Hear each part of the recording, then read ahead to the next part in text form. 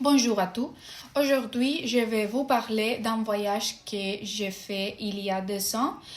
Et un voyage qui m'a profondément marqué et je suis allée en Italie, un pays dont j'avais toujours rêvé. Et je vais partager avec vous mes impressions, mes sensations et quelques anecdotes inoubliables. Et avant le voyage et avant de partir, je m'étais beaucoup documentée sur les endroits à visiter et j'avais lu des guides de voyage et regardé des documentaires et discuté avec des amis qui y étaient déjà allés. Pourtant, même si je m'étais préparée, ce que j'ai découvert sur place, c'était bien différent de ce que j'imaginais. Par exemple, on m'avait dit que les rues de Rome étaient très bondées, mais je ne m'attendais pas à ce qu'elles soient si vivantes et chaotiques. Cela m'a surpris, mais j'ai fini par apprécier cette énergie unique.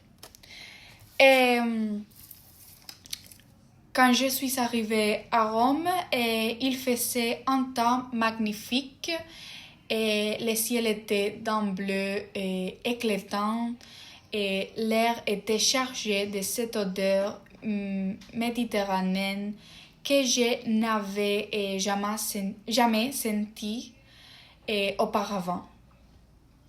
La première chose que j'ai visitée a été le Colisée. Je dois avouer que même si j'avais déjà vu des photos et voir ce monument en vrai était impressionnant. Et c'est bien plus majestueux en réalité que sur les cartes postales. Cependant, ce qui m'a le plus marqué, c'était d'imaginer la vie qu'il y avait là autrefois. Et j'ai essayé de visualiser les gladiateurs dans l'arène et les spectateurs bruyants. C'était comme si l'histoire prenait vie devant mes yeux.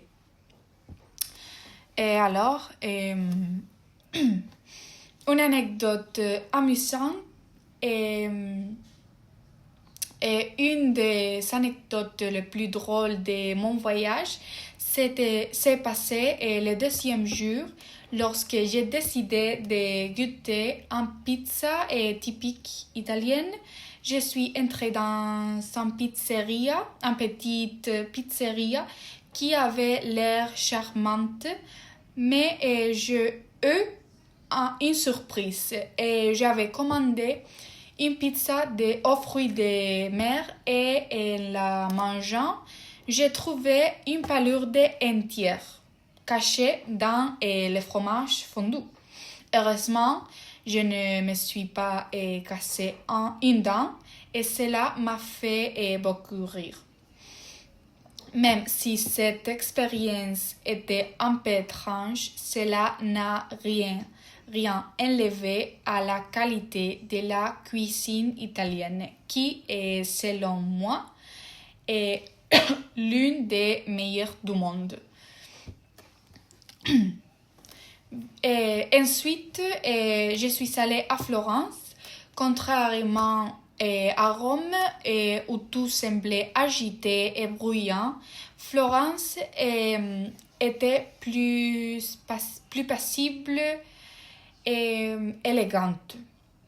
Bien que les deux villes soient magnifiques, Florence m'a semblé plus romantique et intimiste.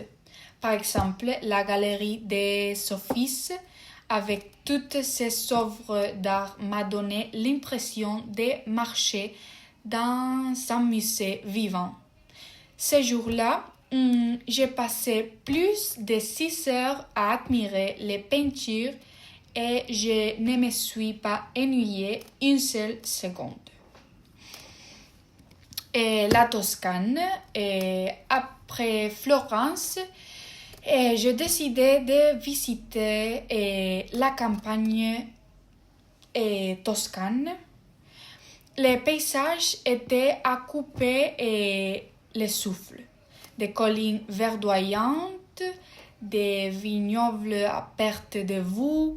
C'était tellement différent de tout ce que j'avais vu auparavant. Cependant, il y avait aussi des défis. Par exemple, j'avais loué une voiture pour explorer la région, mais je me suis perdue dans les petites routes de campagne. Bien que ce fût un peu stressant au début, cette erreur m'a permis de découvrir un village pittoresque où j'ai rencontré des habitants très chaleureux. Alors, comparaison et réflexion. Si je devais comparer ces voyages avec d'autres que j'ai faits, je dirais que l'Italie est unique en son genre. Par exemple, j'avais déjà visité la France, mais bien que la France soit très belle et accueillante, l'Italie offre une richesse artistique et historique incomparable. Cependant, tout n'était pas parfait. Par moments, les rues étaient sales et les prix un peu élevés. Mais ces détails n'ont pas gâché mon expérience globale. Et pour conclure, ce voyage en Italie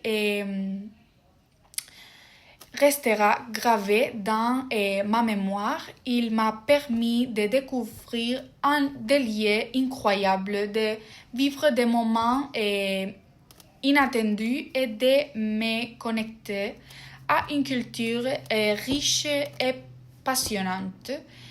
Bien que certaines choses ne soient pas comme je les avais imaginées, ces surprises ont rendu les voyages encore plus authentiques.